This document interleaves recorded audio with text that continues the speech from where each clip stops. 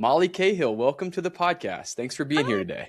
I'm so excited to be here. I'm excited as well. Well, we got a lot to talk about. Just, for the off-air conversation, it's already got me excited to deep dive this topic with you.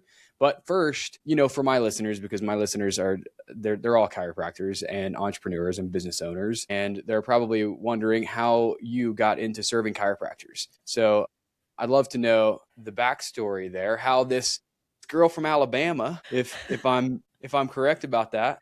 You are. Do I still have an accent? I haven't lived there in like 16 years, but No, but when I said Cahill, it's kind of sounded like Cahill. Yeah, I can turn it on if I need to. Whenever I go back home, it comes out like real thick. Me too. Yeah. And it lasts about a week. So I come back you and said they're like Texas, right?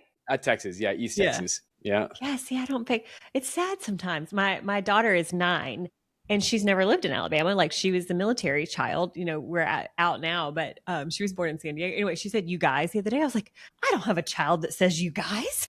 We say y'all in this family. This can't be my blood, Yeah, I love that. But yeah, so it's a crazy story. I was on another chiropractor's podcast. It was so funny. I don't know if you know Danielle Roach. She's like, so tell me, was it like this big plan? I was like, hell no. There was zero masterminding or planning of this, which I think is important for a lot of people and business owners to hear that. Like, I feel like when you hear origin stories, it's like, and this vision came to me and I journaled it. And then it came, I'm like, there was no vision. It just like a series of events and next right steps led to this. So, my name is Molly and I am not a chiropractor. And yet I play one on Instagram every day. No, I always joke. I stayed at a Holiday Inn Express last night. You remember those commercials?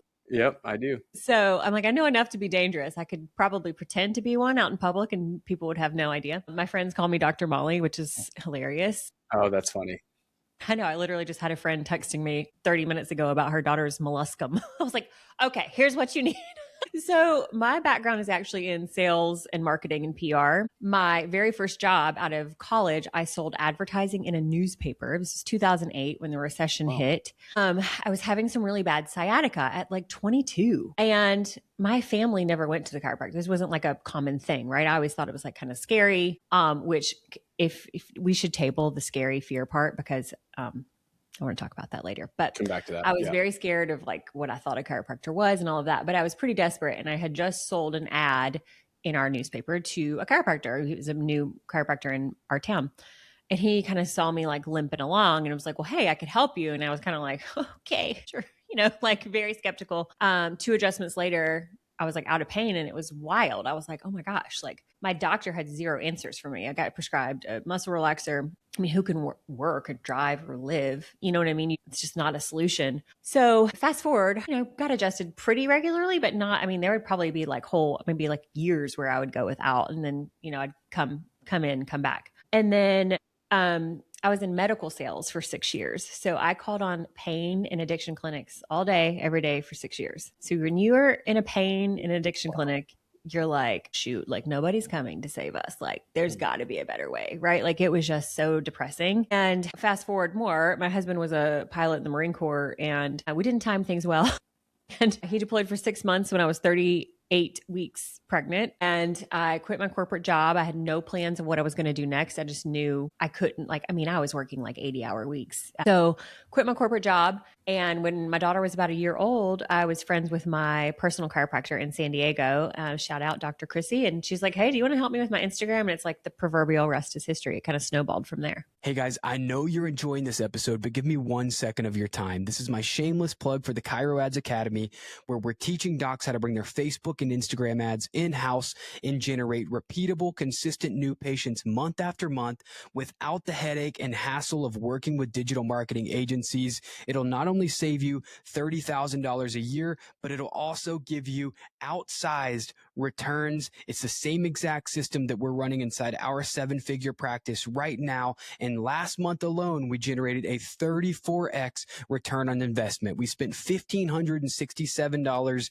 in Facebook ad spend and generated over $54,000 from Facebook ads alone. This system is proven, it's tested, and has been installed in over 150 practices across the world, and it can be installed in your practice as well so that you can generate similar results. Click the link in the show notes to watch a free training where I break down every single step of the entire system. And if you like what you hear, book a call so we can see if this system will work in your practice. Click the link below, and I'll see you on the inside. Thanks for your time. Back to the episode. That is, first off, the pain and addiction stuff, like that really just like gave me chills, thinking about that. That actually has a lot to do with why I'm a chiropractor, because whenever I got injured in the Air Force and they ended up medicating me and they put me into the alarm room because I couldn't work on the truck as a firefighter.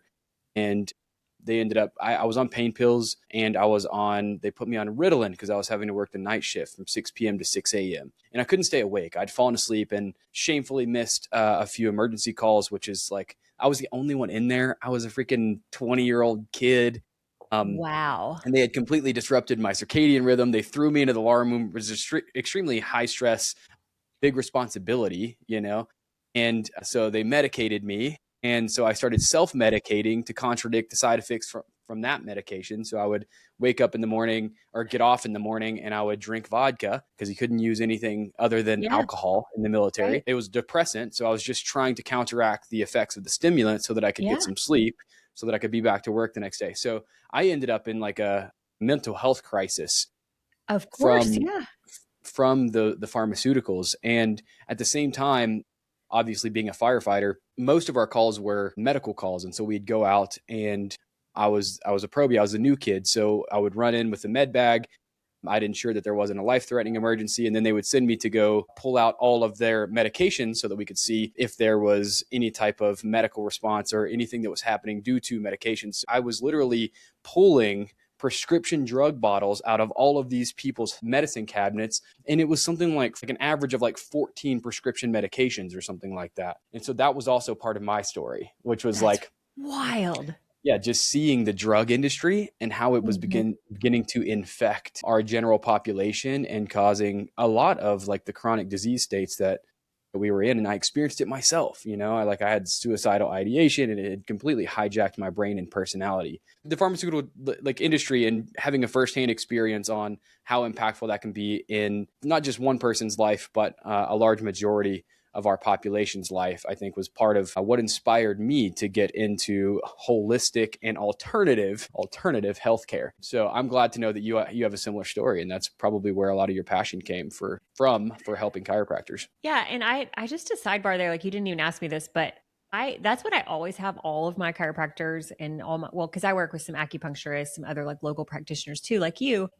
When it comes to quote putting themselves out there on Instagram or whatever, I get a lot of like that should mentality. They're like, well, Travis said or Molly said I should be doing this to market my practice. And I'm like, no, because if that's your why, like you're never going to do it, right? Like it sucks sometimes it's like a drag. But when you go back to like, okay, why am I doing this? All right, there's someone in my community who desperately is seeking answers. I am the solution to their problem, and they don't know I exist. So I'm going to suck it up and put my big girl pants on, and I'm going to put myself out there so that they know that I exist so they can get help. And when you anchor in that versus like, oh, Travis said, or like, Molly said I should be doing this thing, like it's a complete, to sound like ChatGPT, game changer. Yeah, that's right. Yeah, that's such a good point. I love that mindset reframe because you're right. Like there are, it's the most leverageable asset that we've ever had, right? Everybody has a cell phone in their hand. Everybody is constantly scrolling on social media.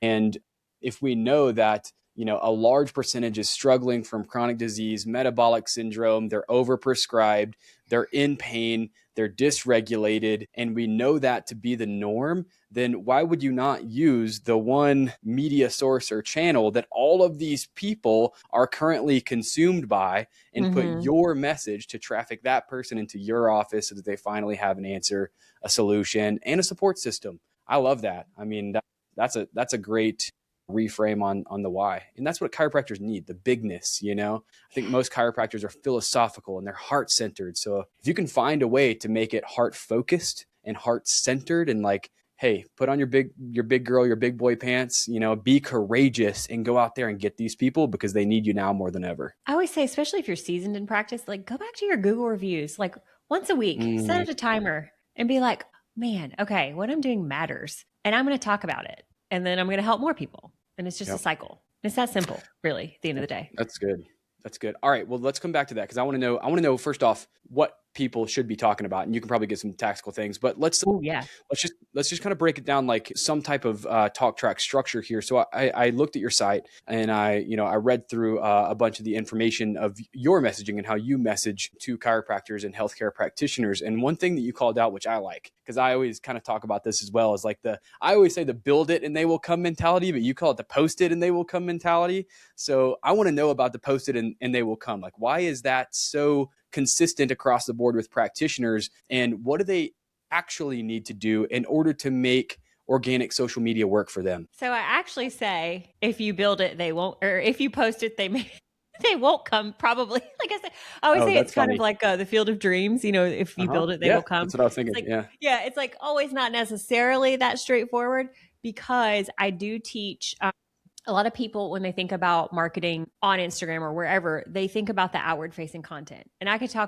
do a whole episode just on that, right? But there is so much behind the scenes stuff that is possible with Instagram that you wouldn't necessarily you're like, okay, I'm going to go hack this chiropractor's account over here who's like crushing it and just try to replicate everything they're doing. If they're like following like the system I teach, there's stuff behind the scenes that you would not see. And that's kind of where that, if you build it, they will come type thing. I always joke, maybe they won't come, because Instagram is not a billboard.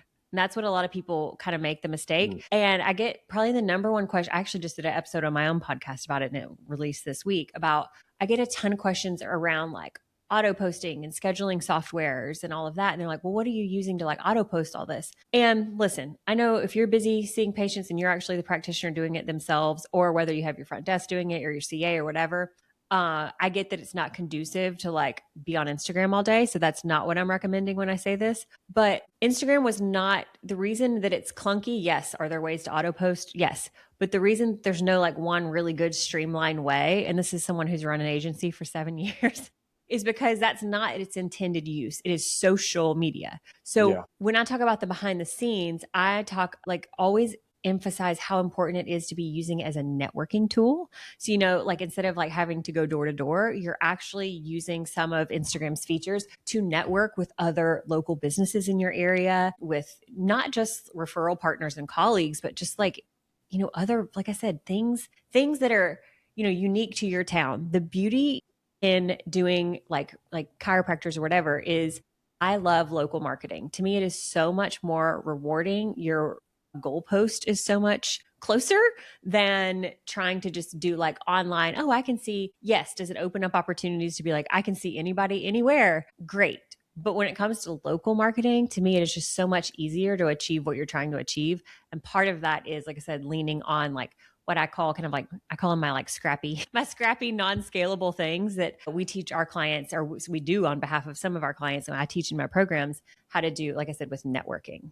So that looks like collab posts possibly, or like commenting on other local businesses' posts, sharing, let's say you're a pregnancy baby chiropractor and there's like a mom's group that's hosting a workshop, and you share that to your stories. Like you become a local resource for your ideal client beyond just your modality. Does that make sense? Yeah, it absolutely does. I have a question. Obviously running 2 businesses, we've tried pretty much everything from an organic standpoint. And what we found is that whenever we post through like a scheduler, we've tried High Level, we've tried Later, we've tried Hootsuite. Whenever we use the scheduler, and we don't have big accounts, so it's not like we're seeing a huge discrepancy, but it's enough to actually catch our attention to when something is posted through one of those schedulers, it just consistently across the board does not get as much reach or engagement. Is there a reason for that? Yeah, it just goes back to the fact that it's, like I said, it's meant to be like social, right? Like they want you. So say you, Dr. Travis, you put out a post on your clinic's page, right? And let's say that it's like beautifully curated, the graphic looks great, but there's really no like personal touch to it. And then it's auto posted. It's just like, it screams like, if I comment on this, clearly Dr. Travis is not here. He's not going to reply. Whereas something that's more kind of like authentic, made in the moment, maybe it's a little messy. Maybe for a lot of our clients, we'll use like the native Instagram fonts. Like, we build it right in. We love Instagram's edits app. I don't know if y'all use that. The edits app, like I said, to try to make, that's why, in my opinion, TikTok took off, is because people really just like didn't care about it being curated or pretty. It was like, oh, like I'm here with you right here in your living room. Like I can, like I have access to Dr. Travis. Like I can ask him questions. And so that's why like in our experience, we found the pre-scheduled stuff typically doesn't perform as well. One thing we do for a lot of our clients is you can schedule stuff natively through Instagram, not Meta Business Suite. It's actually a running joke in the social media management community about how bad Meta Business Suite is. Do you know that McDonald's CEO of him eating the burger like went viral or something? Right. Yeah. I saw a meme that was like the McDonald's CEO eating a burger, only it's Mark Zuckerberg trying to use Meta Business Suite. Oh, that's funny. That's so good. Yeah. So you can schedule it like right through Instagram if you want to. But if you do that, make sure that you still carve out some intentional time every week, Monday through Friday or Monday, Wednesday, Friday, or however you want to do it, to be like literally. I have clients or students in my program who'll be like, nobody ever comments on my stuff. And I'll go look at their page, and times they have gotten comments, they don't respond. So I'm like, what? Like, why would I comment if it looks like you're not here? Like you don't live here. You got to reinforce the behavior that you're looking for. Yeah. Like it's very obvious when you're like, oh, you don't live here. I'm guilty of that. Yeah. I'm guilty of that.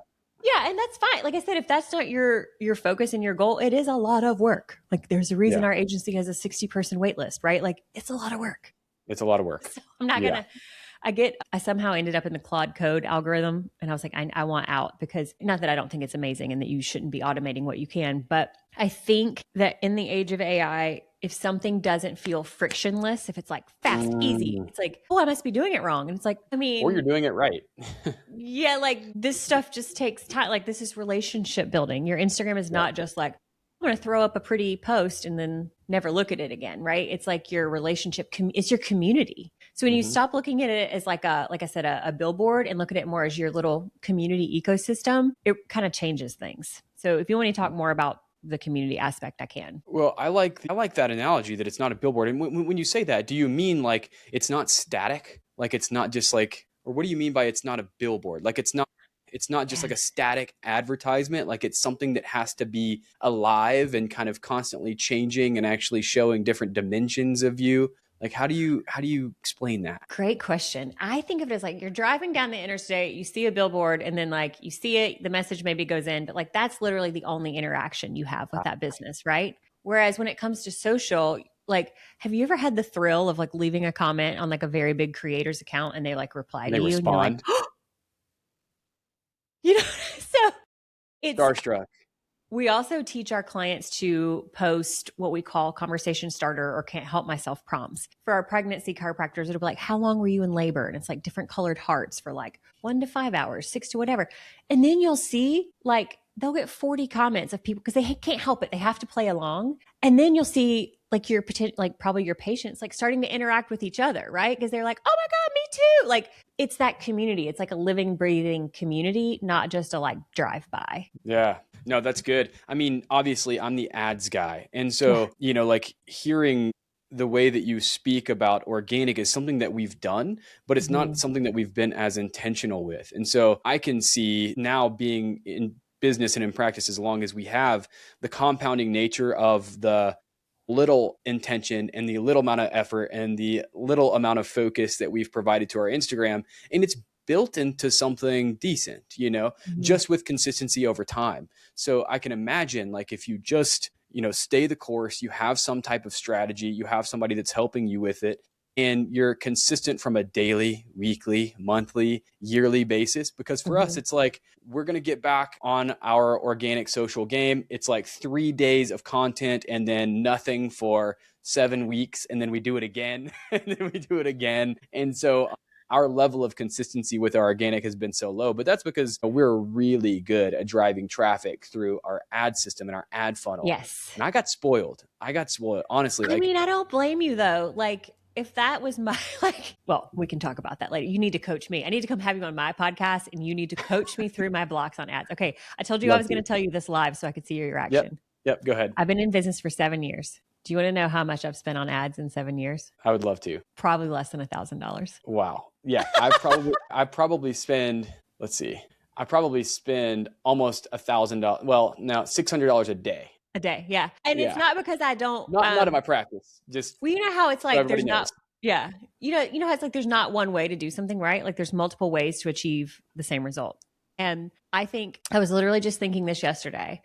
I'm kind of running like a little mastermind starting in June. And I was like, dang it, I wish I had ads knowledge because I so badly think that this is the missing link in what I'm teaching and what I'm, even if, now you can tell me if I'm wrong here because you're the ads guru, even if they're using organic social as a free playground, they see what sticks and they put money just behind that. Like as a start would be better than. Well, and what we found is it goes both ways. So like one thing that we can do is we can actually test content by people have differing opinions. This is my experience and my experience only. We can actually test content styles and test engagement through our ads first. We put money behind it and it allows us to get data way faster. And then we can take that and actually put it onto the organic channel and, get good engagement and reach with that. But one thing that I always say, like the reason why we put intention into the aesthetics of our Instagram and then also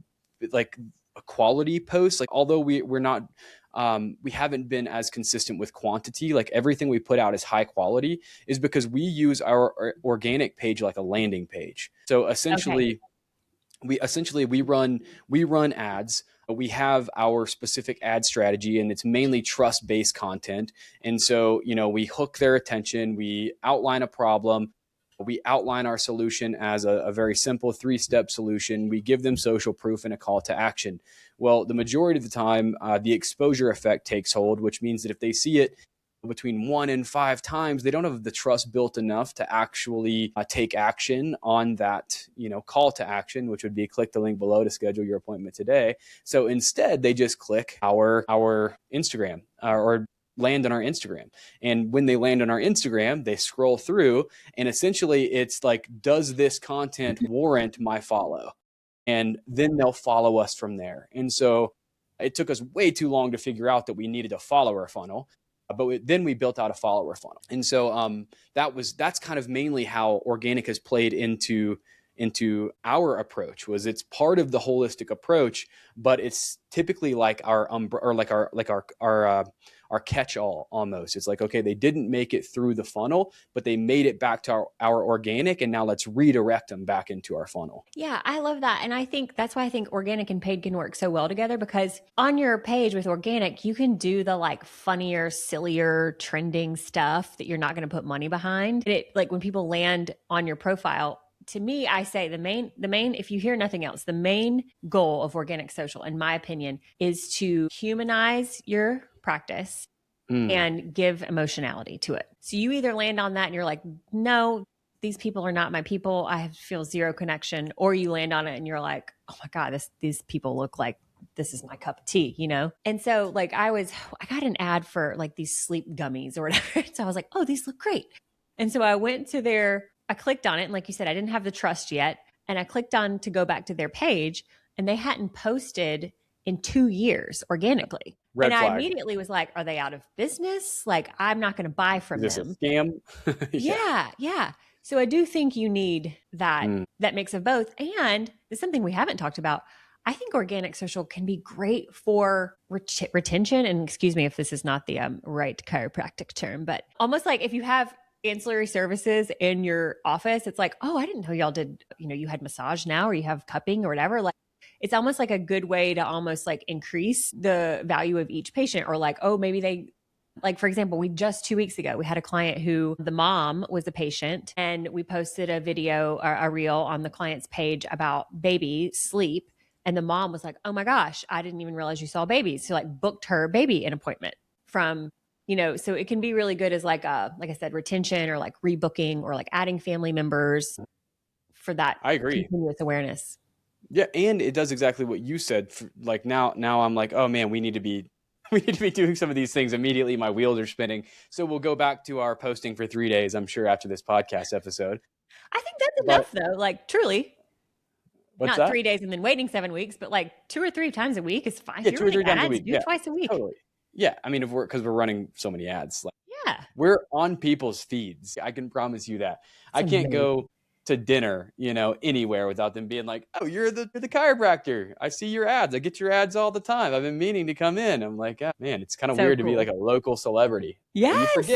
You forget because it doesn't take that much work. And like that's where I got complacent with organic, is just because, I did just get to post it, put money behind it, make sure it's strategically crafted. And we know that it's like conversion optimized, and you put money behind it. And if you're willing to spend, it goes out to thousands of people's eyeballs. But Amazing. It's not a great long-term strategy. I will say that. Like it is if you can get really good at it, but realistically, I think brand is really coming back into its level of magnitude. And, I think brand has a lot to do with, first off, your reputation, the consistency behind your message, the value that you offer your community, and then the size of that community. And if you can start to build this like consolidation of people, and like you said, it just like continues to grow over time. And then there's so much like interconnectedness and like networks and webs in there that you can leverage. And that's something like Gary Vee, big fan of Gary Vee, like that's what he always talks about, is like just creating that expansive network over time that they can't really take away from you. Now, obviously, if they pull the plug on the platform, but hopefully you've been, like collecting email addresses or something like that in a CRM, and you're actually then transferring it into a place where you actually own that network of leads, so that you can, if heaven forbid, Facebook shuts down, Instagram shuts down, any of these platforms shut down, like you still have ownership over that entire audience. Is that something that you recommend? Actually, it's so funny. We were just talking about this yesterday with someone else. We don't build out a lot of our clients are like one man, one woman shows. You know what I mean? We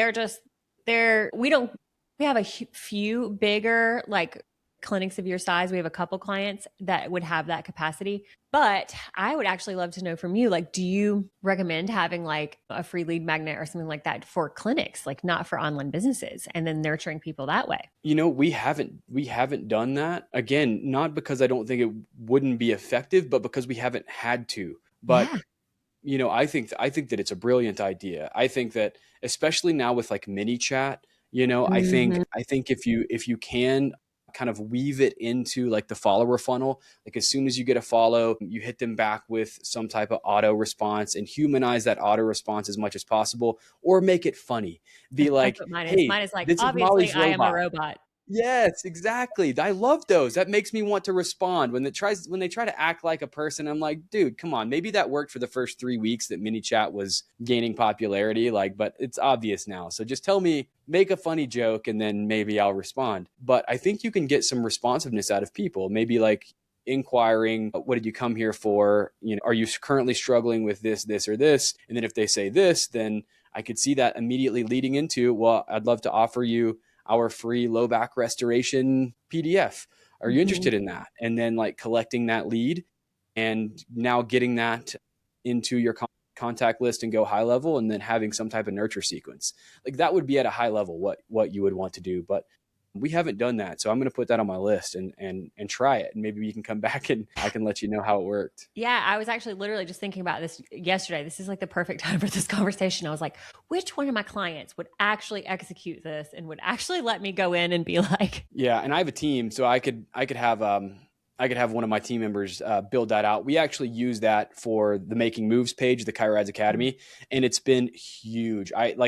It's one of those things where we delayed it for so long actually implementing it because we had a limiting belief around how well it would work. And then as soon as we did it, it started working, and we were like, no, we delayed it for a year, and then it took us 20 minutes to build, and then it's generated thousands of dollars in revenue and helped us help. You so had to many be more ready though. practice members. That's how I run. Like I grew my list this past 30 days by like 270 contacts with zero ad spend, just with ManyChat and free. That's awesome. Templates. So yeah. So that's why I'm like, dang it, I've got to figure out my block around ads, because I could just take this and you could. Clearly Absolutely. it works.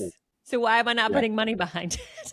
Yeah. Well, it works. Yeah. If it didn't work, the best businesses in the world wouldn't be using it.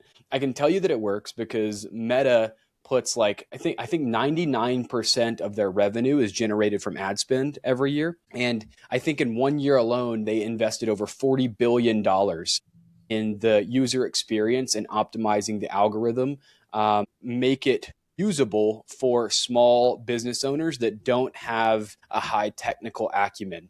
And so they actually they don't want this to be like conglomerates, like where marketing agencies are the only ones that understand how to place ads, how to read the data, how to, turn things off or optimize for different outcomes inside the Meta Ads platform. They're making it extremely simple. And so I think that ads are only going to get easier to do as an individual, a small mom and pop business.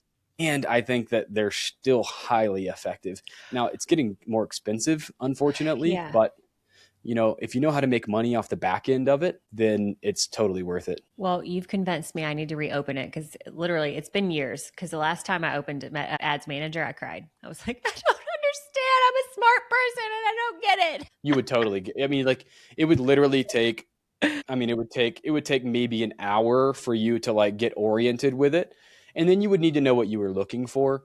You would need to know like, the click-through rate and the cost per lead and like, how these numbers actually help you to make decisions. But once you understood that, like, it's just like any other skill. It's like, Yeah. it kind of doesn't leave, which is why I think it's such an important skill to learn because Yeah, even though my background's in sales and marketing, I taught myself this organic side. Like I have developed Exactly. my own proprietary system. I call it a content ecosystem. I have heard no one else talk about it anywhere else. And it is my own thing that I figured out after you said just doing it and like getting in there. I was like, let's see if this works and just taking that more experimental mindset. But yeah, I just kind of doodled down a couple notes because I didn't want to forget. But I do think you talked about, what did you say was like the big thing? You talked about ads, but I think one of the biggest currencies that we're going to see going forward with the rise of AI is relationships.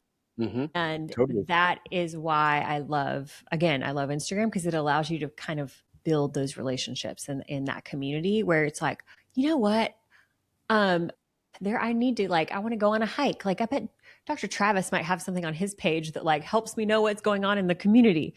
And little things like that, like I said, people tend to kind of overlook because they think, oh, my page has to be, if I'm a chiropractor, my page has to only be about chiropractic. But like it can be adjacent stuff that your ideal patients are interested in. And that, like I said, just kind of, I always say, you become, like you said, a local celebrity. Like you're like, oh, this guy knows what's going on in our town. And then you're the one who like everyone recommends, because oh, you just posted a collab reel of you at the CrossFit gym down the street. It's like, well, then all the CrossFit gym people are going to be like, you should go see Dr. Travis. Yeah. So. Well, and there's an associated status that we have whenever we see people frequently. And I think that status is, it's something that we should aspire to hold as chiropractors, because really like you are a medical authority.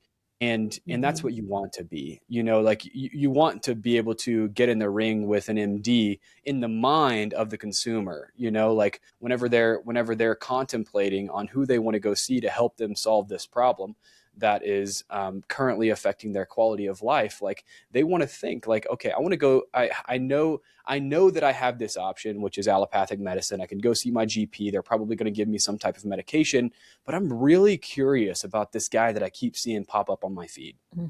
That keeps talking about these different technologies, these different modalities, ways to help me heal without drugs or surgery. Like that seems intriguing to me. And although I've heard like weird stories by other people about chiropractors, I'd love to have my own experience. Yes. And that feels like something worth trying because it's a little bit of money and a little bit of time, but I always know I can go that route if I need to. And that's what we have people coming in to our practice with. I love that. And if you're in the US, it's a little different for like Canadians, not as strict. I don't know if you serve anybody in like New Zealand or Australia. They can't post any reviews or testimonials, which is like so tough, or case studies. But if you're in the US, like we've had case studies get 7 likes, okay, 0 comments, but get people picking up the phone to call. That's right. Because the content is not sexy. It is not going viral. Yeah, but it's that thing that maybe they landed on your page from an ad, they weren't quite sure, but then they saw a case study of a problem that someone else is dealing with is exactly like them, and they're like, booking.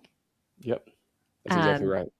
And that's why I love it. It's because, like I said, it kind of helps to build that relationship. And like I said, going back to what I call a content ecosystem, a lot of people just assume like, oh, if I just educate the crap out of people, they will book an appointment. And it's like, no, you need all different types of content to actually get them like along the funnel and to hit the book button. Yeah. Tell me about that. Let's just dive into the content ecosystem. I'd love for you to be able. So now I'm at the point of this conversation where like, I want to hear what's in your brain. Like what have you grown in your level of experience over the past 7 years helping? How many chiropractors? A lot, right? A lot. We always have around 30 in our agency. That's what still just feels doable for me. We've tried going beyond that. And I'm like, then I feel like I'm losing. I don't know. Yeah. And that is such a respectful thing to say. Like people don't even trust me. I know I'm in the industry. I'm in the coaching and the digital marketing industry. Saying that like, I don't want to go beyond 30 is like work with her, because I promise you there is no agency that is capping their capacity at that number of people to maintain quality of service. Like that's why I'm so devoted to like my messaging, because most agencies are trying to scale to 300 plus people that they're working with. And that's when you become a number and the product becomes diluted. So that's awesome. Good for you. Yeah. Well, okay. Well, we'll start there. Why is it so important for me to not just be like, oh, I'm just going to go hire a bunch of $5 an hour offshore VAs and we're going to become a content factory? I'm like, well, because that's not what's working on Instagram anymore. I was like, oh my God, I'm going to get sued. Because basically my podcast, I was like, if you're subscribed to a syndicated stock content service, like it's a waste of your money. Like it's not, you get the guy like, or like the graphic that says like, Happy St. Patrick's Day. I'm like, well, I know it's the worst. I'm like that Memorial Day. Yeah. And like, that is not social and 2026 and beyond, right? People want to know, like, I just was working with my agency team lead this morning. And I have four content creators right now, and I just added a fifth. And, I was working with my team lead this morning to kind of be like, okay, what do we want to do for all our clients this month? And one of them, it's like, and I source inspo from like outside of the health industry very often. Sometimes, I'll source from inside, but I do try to source from outside the health industry just to try to like, keep things fresh. And so one that I saw, I'm just pulling it up right here.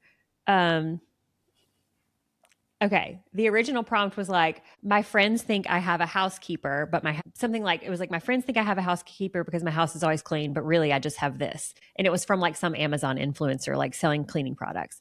So I see that it went bananas. She got like 1,700 comments and I'm like, I can make this for our clients, right? It's like, my friends that I think that I just have a coffee IV. I don't, I get adjusted or like something like that. Or I don't, I eat protein in the morning. And like in my brain, I'm like, okay, this could be a carousel. And it's just like a selfie of Dr. Travis. Like that's the type of like more, I call it like kind of personal lifestyle content that just can't be created by AI, right? Like that is like you. Another thing that we're really seeing working is the word I, which is so wild. Being a marketing person, we were taught to never use the word I.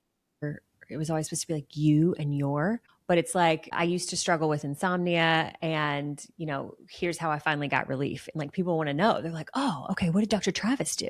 And that's the type of content that we're seeing. So that's one part of my content ecosystem. I kind of call it like this like personal lifestyle content. Another type of content is like I was kind of talking about that collab community content that so like I said, for you, if you're more of like, rehab focused, like it's like, okay, maybe there's a physical therapist or a massage therapist or a CrossFit gym or a yoga studio or a meal prepping place or something like that. And you do literally a collab post on Instagram with that other business. We try to do 2 of these a month for our clients, sometimes just once, depends on what they send us. And when you add them as a collaborator, it lives on that business's page too, if they accept it. So then you're getting double exposure essentially, right?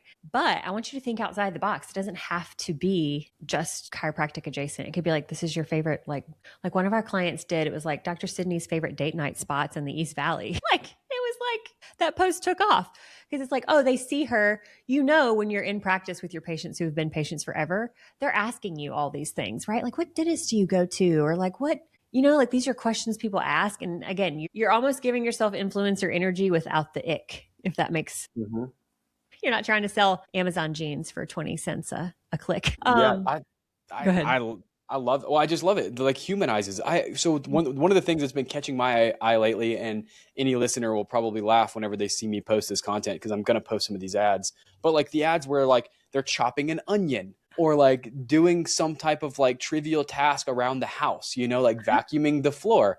It's like for some reason, like you that catches your attention and you want to listen. And regardless of like what they are, what they're selling, what their business is, like this task just makes them feel relatable. Yeah. And so I don't know why it just like grasps my attention. And even though I know that now it is a trend, I still watch them. And you know, I saw just the other day somebody was like, they had one of those, and it was a social media marketing, I think, boot camp or something like that. But I watched the entire ad because they were like making some type of electrolyte drink, you know, and just I don't know what it is about it, but it humanizes it's a visual hook. It's a pattern interrupt. It's a visual hook. Sure. And so that's why I tell my clients, I'm like, don't sit down in a chair with a mic and be like, hi. Yeah. I'm Dr. Travis. I'm like, I make a lot of my face to camera videos. I probably give people vertigo, like walking around the house. Walking like, around. Yeah. Because again, it's like a pattern interrupt and it feels more like casual. You're talking to a friend. Like, oh, I get to know her personality. I just saw the inside of her garage. Like, you know what I mean? Exactly. People think they're like in on something that they're not supposed to be. They're like, oh. So yeah, like going back to the content ecosystem, like I said, that personal lifestyle content, the community and collab content, people get in their head about that too. I don't know if your audience is the same, but like, well, do I need to ask them permission?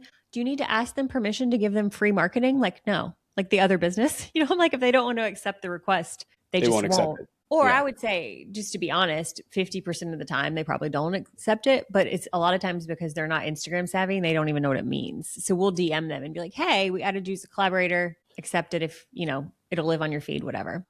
Yeah. And you can also just lead with value. You can be like, I wanted to put you in front of my audience. So if you want to accept it, then my people will see it. And I'd love to send people your way. So you make it about them instead of making it about you. I mean, it's not that deep. You know what I mean? I think, but we get people who are like getting their head about it. They're like, oh my God. If they don't accept it, they hate me. In that same vein, I don't want to miss talking about this because it's important, but almost every single town has some type, even if you're in a small town, you could go to like to the next biggest city over, like especially in Boulder, like things to do around your city. Like there's influencer accounts sharing that type of stuff to your stories or like, you know, even commenting on their posts. Like I said, you're showing up everywhere. Like I said, those things to do in your town accounts. So that's kind of in that community collab thing. And then the third type that, I call it my like engaging content bucket, which is its purpose is not to show how smart you are or how good you are at your job or to get people to book an appointment. It is literally just what some people would consider growth content. It is top of funnel. It's either a funny trend that's going to get a lot of comments, or it's one of, like I said, my can't help myself prompts that I will give. It's like we did one for a chiropractor who does a lot of pain and rehab stuff. And it's like, and he's a big CrossFitter. It's like, if you could never do one workout again, what would it be? And it was like burpees, box jumps, whatever. It's like people can't help themselves. They're like, oh my God, burpees. Like, I hate it. If you named your child after your pregnancy cravings, what would their names be? People can't help it. They're like, oh my God. Like it might not get people to book an appointment, but it's the thing that's generating comments so that when you do post a case study that's more dry, people are more likely to see it because you have this ecosystem. So that's the fourth type of content, which is when I talked about the case studies, social proof, right? So like prove to me that you are actually doing the thing you claim you are doing. Now, social proof can kind of be like subliminally conveyed through your videos, right? If you're actually working on a patient in your video, that's social proof in and of itself. But like case studies, reviews, testimonials, all that. One thing to note about my content ecosystem that I call it, they're not all in a silo. Like they all can kind of overlap. So you might have a case study to me that is educational and it's social proof, right? And it's kind of building your authority. So the next kind of type of content beyond social proof is educational authority building, your core evergreen. It always makes sense to talk about this stuff, right? Like low back pain, headaches, like whatever it is you see. And like I said, that can kind of be blended with some of these other types. And then the last type is what I call a direct pitch, which for some reason everybody thinks is like illegal, which is where you don't have to hide your call to action underneath like a whole long caption and education. You can literally just say, hey, we're accepting new patients. That's the post. That's it. Like you could literally post, here's our availability this week. We had a last minute cancellation Thursday at 2. That's it. Like it's not that fancy. So yeah, that's kind of my content ecosystem in a nutshell, because to me, whenever I thought about stuff as like growth, nurture, and conversion content, my brain would be like, what? Like, I get what that means, but I'm more like, I needed to see it as like examples. And if you can kind of hit all of those different types, then you've kind of covered growth, nurture, conversion in some way, shape, or form. So that's how I teach I love it. that. So we got like kind of like lifestyle based content. You have the collab or like community based, community connection based content. You have the prompt. So like some type of like prompted engagement. Was that a pillar? Yeah, engaging, which to me, like I said, the like really funny trends that you see where people are like tons of laughing emojis. Like to me, those kind of fit in the same. You can either do, both accomplish the same goal of getting a lot of comments. Yep. And then you have social proof, and then you have a direct call to action. I love it. I love that because I think what you do is not that you templatize it, not that the content is templatized, but at least you have maybe a structure is a better word. So you have a structure. So it's like, okay, I don't know what to post. Well, you're not just going through infinite possibilities in your mind. You're going to your 5 content buckets. It's like, all right, which one of these, that one, like, and I'm sure you're teaching people to like plan this out and maybe be a little bit more structured, but some people aren't going to be that way. I imagine you've worked with them before. I'm personally not that way, but I do teach it. I have a 2-week content rotation system that I teach, like a 2-week batch. And actually what's funny about that 2-week batch, two of the, like, let's say you're going to post 4 times a week. So it'd be 8 posts for 2 weeks. 2 of those posts I teach are remakes of top performers. So that's the thing. Like that's another really big misconception. It's like, oh, I posted that one time, so I can't post it again. And it's like, well, you as an ads guy know that's the silliest way to go. You're going to double down on what's working, right? Yeah. Yeah. So that's part of what I teach when I'm like teaching you how to layer, like, how does this all come together as like a skeleton or a blueprint, if you will. And that's what I teach. Like it's my very last module in my program is like how to actually plug this in to play. Yeah, that's good. Yeah. Like the Hormozy framework for that is like 70-20-10, which is like 70% of more of what worked, 20% of better. So trying to make what worked better, and then 10% new. And that's pretty much what you do is you just rotate that over and over and over again. What he says is that like you'll get tired of your content before anybody else does. Like I just posted a carousel that's now gone viral for me 3 times, the same carousel. All I've done is change the cover slide. The whole rest of the slides are the exact same. That's good. But it works every time. Yep. So of course I just keep doing it. But I will say the one caveat with that is if you're only like you said, it's not 100%, right? If you're only doubling down on what has quote performed really well, you're going to miss out on that content that feels more dry, is maybe not as sexy. Like I said, the case studies that are actually going to get people to book an appointment though. So like that's why it can be fun to be like, oh, I'm just going to like, I'll see some offices who just have like a Gen Z front desk and they're just doing like funny reels all day, every day. Their Instagram's going crazy, but it's like, yeah, but we need a little, you got to be okay with some of it not getting as good of views to know that that's the thing that's going to get someone to book. Yeah. No, I literally, probably within the past month, had a conversation with a friend who has a practice that's somewhat close to here. And they have just taken off on Instagram with organic stuff, funny stuff, like so funny, brilliantly done, like just the innovation that they've had. And I messaged him and I just wanted to give him some recognition. I'm like, dude, your Instagram is incredible. I've loved it lately. The content's so good. Like, keep it up. He's like, thanks. And he put laughy emojis. And he's like, now we just got to figure out how to turn it into new patients. And I'm like, bro, that's the whole point. Like, what's the point of making these funny reels and like going viral and having all of this? Because me, the ads guy, like that's the only point of posting for me. That's literally like, if I'm making content, it's to drive new patients in the practice so that we can help reach more people and change more lives. And obviously, in the business world, make more money.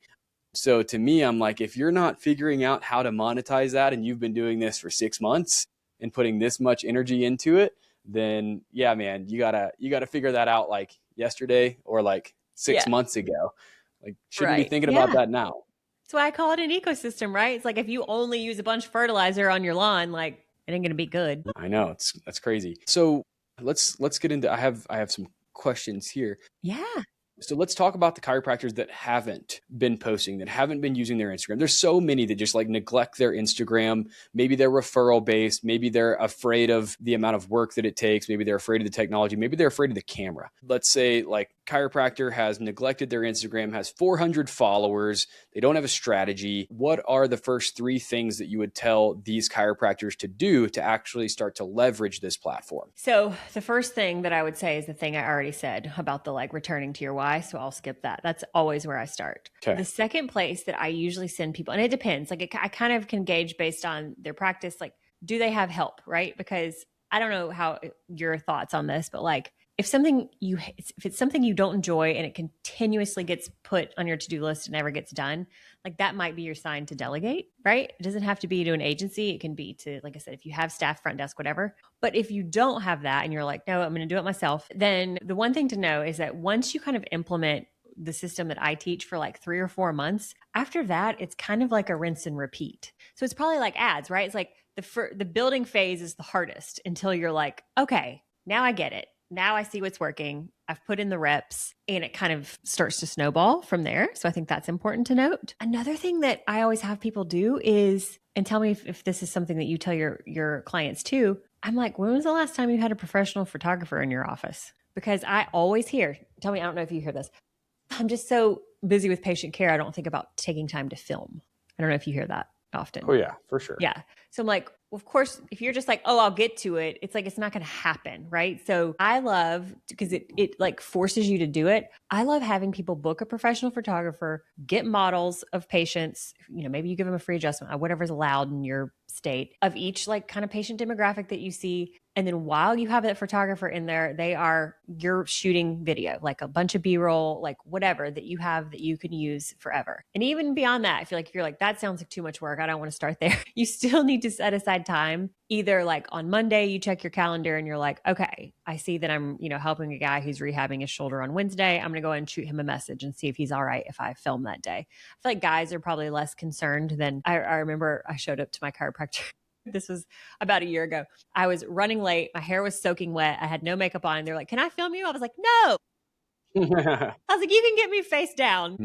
So there's a pro tip. If someone doesn't want to be filmed, face down, leg length check, whatever. That's fine. That's good.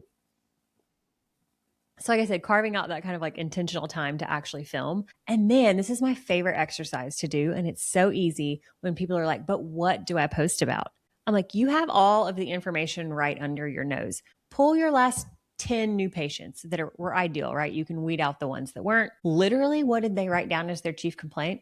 And that's your topic. Like, it's not that hard. So that can be kind of your like starting of like, okay, I know people are coming to me for this exact thing. And the important thing of that is you don't want to use topics that like once they got into the office, this is what you have determined is their issue. It's like, no, what did they write down as their chief complaint? Like, that's so good. It's so easy, right? Like that's exactly what we teach, Molly. So that's exactly what I say. So like whenever we're talking about, so we talk about it in relation to hooks though. Like we're like, look, if you're trying to find audio or visual hooks and you're looking to get people's attention, then you need to make it experience based. Like, the ad might be for sciatica, but you're not going to say, do you have sciatica? You're going to say like, do you have pain that radiates in the back of your leg when you bend down and tie your shoe? Like just pull up your consultation form, put a square down at the very bottom for like patient experiences or like things that they say, and then just write down things that they say. And if they say, it hurts the most when I bend down to tie my shoe, and then you get 3 people in 1 week that say that exact thing, well, there's your next ad hook. So Christmas same thing. Is coming up and I can't sit on the floor and play with my grandkids. Exactly. Yeah. That will stop my scroll. Even if, this is what I tell people, they get so worried about being so specific. They're like, well, I'm going to alienate all these people. I'm like, I'm telling you from experience, the more, I always say specificity in your hook, authority, and storytelling. If you have those 3, so, I tell all my patients who can't, this thing, you're like, oh, this guy's working with patients. Like he's or something like if they play pickleball. It's like, if you haven't been able to play pickleball because of your shoulder pain or whatever. Or we did one for a practice that sees mostly women. It was like, if you can't put your hair up I had a frozen shoulder in 2020. So this unfortunately came from experience. It's like, if you can't put your hair up in a ponytail or unhook your bra because of your shoulder pain, like come see us. Like it's so specific. That's such a good hook. Oh, thanks. I mean, those are great hooks. Like that much specificity is what you need. And like what's really cool and like why we like that ad landscape is because you can test behind 5 different hooks. And you can have 5 different hooks with the same body of the ad. And then you can have different hooks with different bodies and different copy. Then you can have different hooks, different bodies, different copy, different call to actions. And then you're kind of playing like with this like essentially wheel of options. And it's like, okay, that hook did the best, that body did the best, that copy did the best, that call to action did the best. And then you put it together and now you have a super ad. And then you take that and then you just, again, more, better, new, 70% of more, 20% of better, 10% new. And then you just kind of continue that process over and over again. Y'all should see us. If you're watching the video version, we're nerding out here. We're like, yeah. Like, we're just like so excited. Yeah, because if you're creating content and you're like, Molly, this is what I hear a lot. Like, this isn't the question you asked, because you asked if somebody hasn't been posting. People are like, I've been posting and it's not working. And then I'll go look and it's like 5 reasons your baby needs chiropractic. I'm like, that doesn't hit me where I am. You're presenting 0 pain points or problems to me. Now, if you want to do a whole other episode on fear-based marketing that happens around pediatric chiropractic, there are some posts I see that I'm like, that's another day. I can't stand it. Fear-based. I don't like fear-based headlines. Okay. But when it comes to like, we do a lot on like, I've seen hundreds of babies in the, Raleigh, North Carolina area with chronic constipation. And here's how we wean off Miralax. It's like, what? I didn't even know that was, it's like that is hitting moms right where they are. They're Googling like, God, I have to keep giving my kid this, versus like 3 reasons your baby needs chiropractic. Like, well, yeah, totally. That's not going to swipe stop. Swipe right past it. Yeah. I could talk about that's really good. I mean, you have to put yourself in the mind of the consumer, not in the mind, in the home of the consumer. Mm-hmm. It's like, what are these people experiencing every single day? Like, what is something that is so specific? I mean, honestly, what is something that is so specific to a general group of people, but is going to feel ultra specific to a single person? Like, that's what we care about. That's why we're so big on condition specific approaches. And inside of our office, like, we have our condition specific ad. We could be talking about ads because that's typically what I do, but we have like our condition specific ad funnels. And so essentially people will come into our practice and they think that we are solely a frozen shoulder office. And the reason why they think that is because we targeted them with that exact hook, with that exact, problem explanation, with the exact solution breakdown, with the exact social proof, and then a call to action, then got them into a funnel that educated them fully on their frozen shoulder, what's contributing to it, how we solve it, and then gave them an opportunity to come in for our frozen shoulder exam process to get our frozen shoulder restoration program. And little do they know that we have 6 other condition-specific funnels that are running that are making people feel like we are the specialist for that exact condition. So yeah, I love that. Those conditions, put them in your Instagram bio. Don't just say, like, if your bio is like, I help families restore their health, I don't know what the hell that means. That does not speak to me. Mm-hmm. We will say like colic, torticollis, constipation, sensory issues. Like, even if that is not all encompassing, because you only get 150 characters, it still is going to convert 10 times better. Like, I have a cosmetic acupuncturist client. And so I have like acne, pigmentation, aging, you know what I mean? Like Botox alternative, like all the things that people are like, this meets me exactly where I am. And with the more philosophical chiropractic client, which I have a lot, I get a lot of pushback because I'm like, no, we treat subluxations. And I'm like, that's great. But nobody wakes up. Nobody knows what that means. Yeah. No one's like, they're like, oh, a slight dislocation. I don't have a slight dislocation. Yeah. Yeah. No, I'm like, you have to meet them what is in their brain at that moment. And it's not as hard to answer that question as you think. Like I said, you pull your last 10 new patients, you ask yourself a handful of questions. What did they write down as their chief complaint? What can't they do because of this? What do they want to do because of this? What have they tried before? And how are you different? And like, you can put all of that into an AI project and it will, and then my other hack, my favorite hack, if you're established and you have a lot of Google reviews, copy and paste every single one of your Google reviews into AI and be like, what are the language, reflect back the language of these reviews into my content. That's a great idea. So there's actually this thing called OnePage, onepage.com. I don't know if you've heard of it, but it's essentially, you can go to this URL, you can install this Chrome extension and you can actually go to a page and it'll download like a full extensive page. So you can probably get like, 60, 70, 100 Google reviews all in one PDF, take that PDF, boom, straight into Claude or whatever. Yeah. I used that when I was rebuilding my sales page actually now that I just didn't remember the name of it. But Yeah, it's really, really useful tool. yeah, you've got all One this thing, information right under your nose. and such great access to resources that can help you solve the problem pretty quickly. I mean, especially like I know that you have a few programs, I believe, that are like they don't have to work with you directly, right? In the agency, you have some Mm-hmm. things that they can. So one of the things, let's get into that first.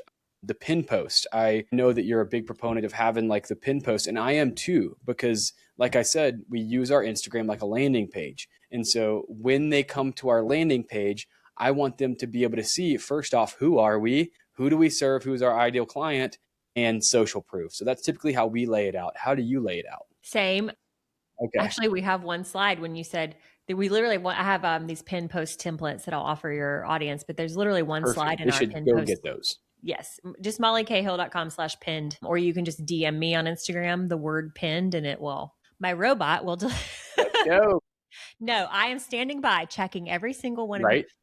Right. Immediate response. Yes. So part one of our templates is conditions we support. And I'm like, I want you to keyword stuff the heck out of that slide, because Instagram is keyworded now and it can read all of this, right? So, and it helps people see themselves reflected in your practice. Like, oh, they can help me. So yeah, we have like a meet the team, what to expect on your first visit, like hours, just like very basic stuff. But then I also suggest that you include like some social proof, like some testimonials on those as well. And we used to do 3 pinned posts across the top.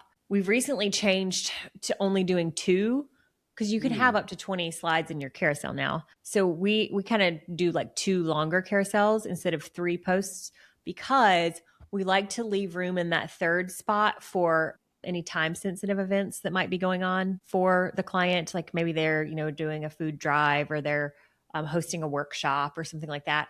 Or if they've had something go viral or perform really Like well, their most popular post. yeah, we'll put it in that third spot. Yeah. Okay. I like that. That's cool. Yeah. I'd be hard pressed to pull down any of my 3, because I created them to be like wide across and like kind of like the beautiful spread, and like they got a lot of engagement. So, I mean, definitely show some social proof, and we continue to get engagement on those posts. That's amazing. See, I think mine definitely need to be redone. It's like I'm like a cobbler's child. I'm like, I need to redo mine. Yeah. Mine are old. Mm-hmm. Yeah. Ours are old too, but we probably need to redo them, because I bet if I went in there right now, like the amount of Google reviews that we're citing, and maybe some of the team members that we have in there aren't with the team anymore. So that's a good point. Probably need a good refresh on that. But we have it as a task for our agency clients to renew them quarterly. But for myself, quarterly. It's been a hot minute. I definitely haven't done that. Maybe every 4 years for me. Sometimes it might just be replacing the cover slide with a different image or something. It's nothing fancy. Yeah.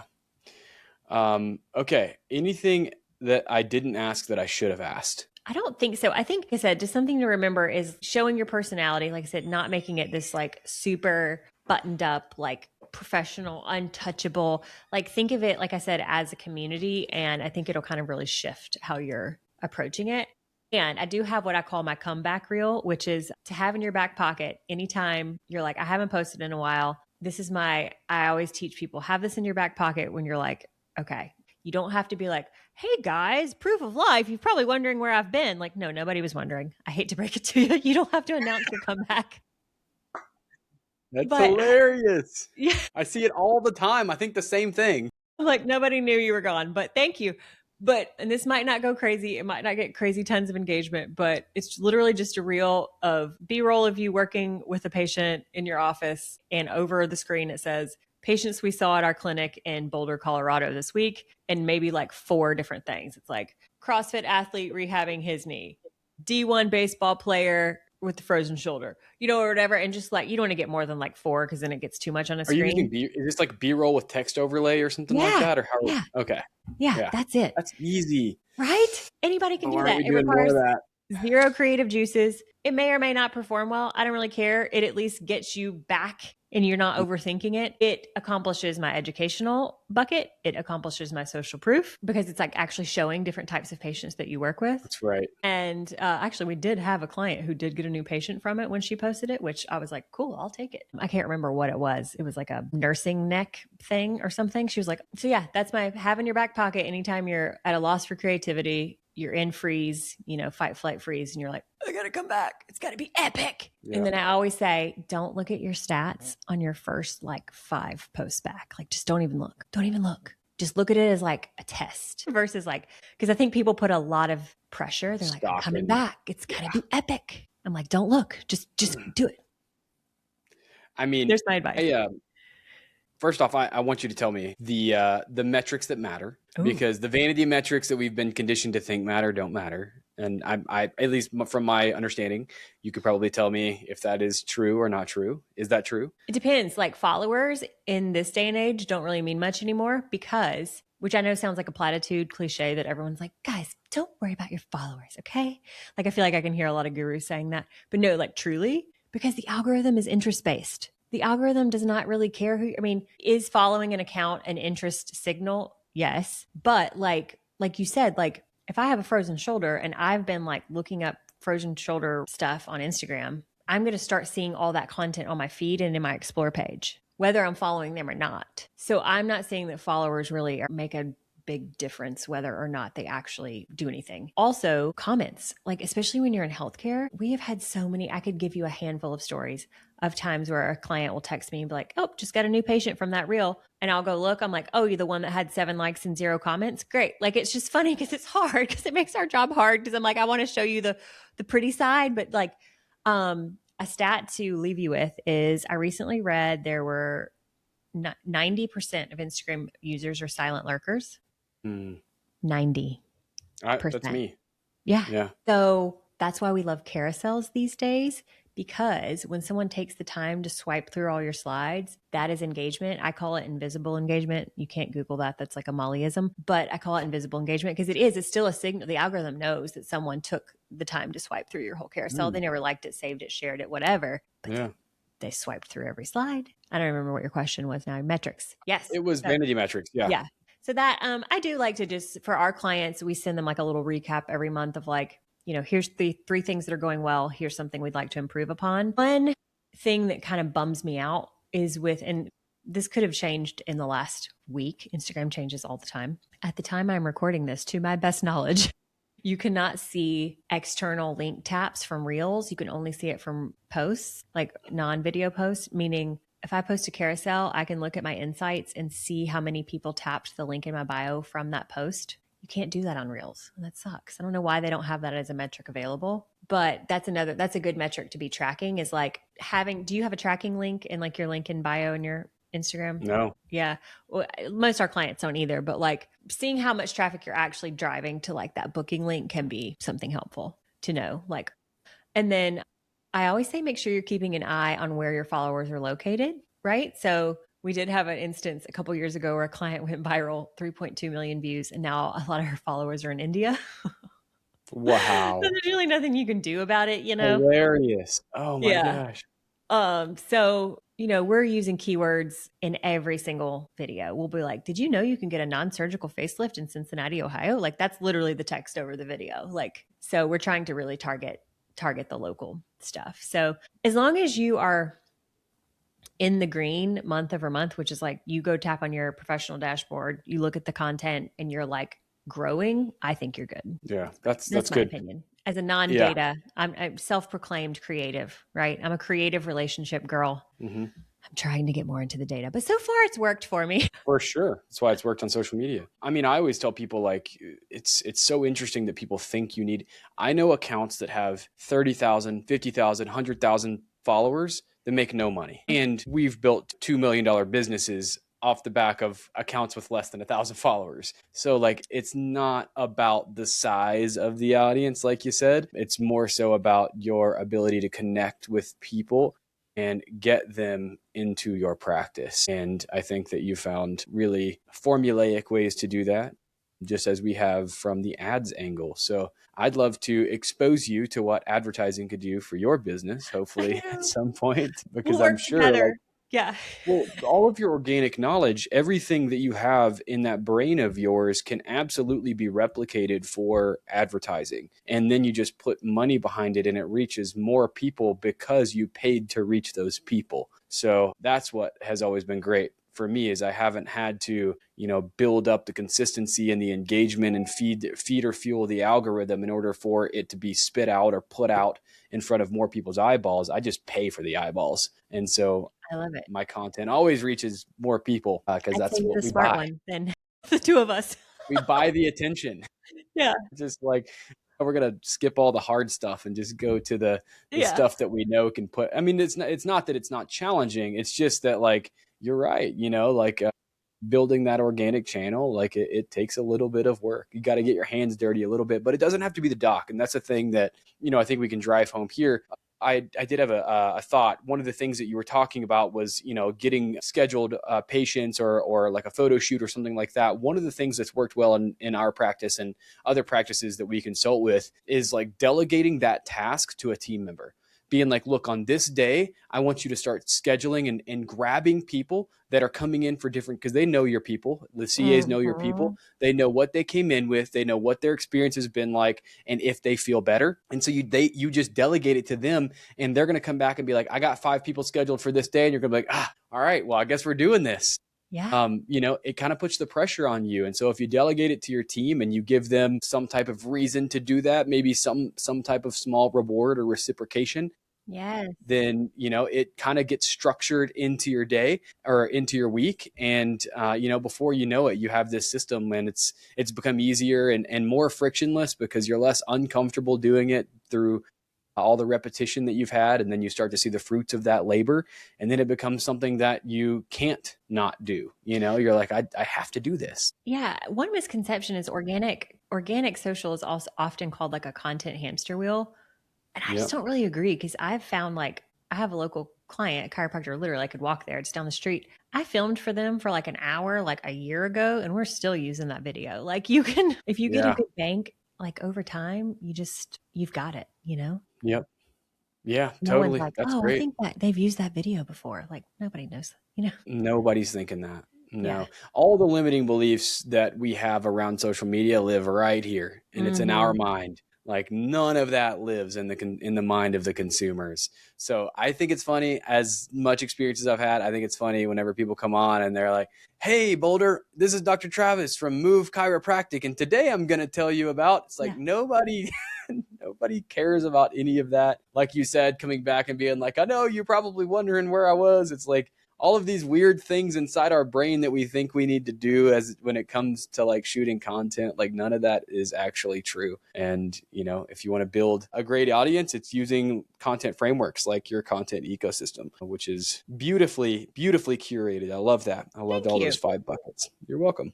All right. Well, anything else that you want to leave the listeners with? I keep trying to tell you more things, but I'm gonna button it up because this has gone on. I know, but like I said, I love sharing this stuff. It's my absolute favorite thing to do. So I share tons of free content over on my Instagram. I have a podcast, all that jazz. What's your Instagram? It's Molly A. Cahill, Cahill. Molly Cahill without the A is apparently a very decorated water polo player. Wow. Not me. Not to be confused with the celebrity water polo player. I would drown. Right? The stamina of and my podcast is Holistic Marketing Simplified. Perfect. That's great. Awesome. Well, thank you for being on, Molly. At some point, if you want to have me on, I'd love to talk about advertising, and we could so do many that questions for you. I can't wait. I'm also an oversharer, so I'll probably just like blab the whole time. So if that's what you want, you can bring me on, and I'd love to do it. Yes, absolutely. Thank you so much for having me. Awesome. Thanks, Molly.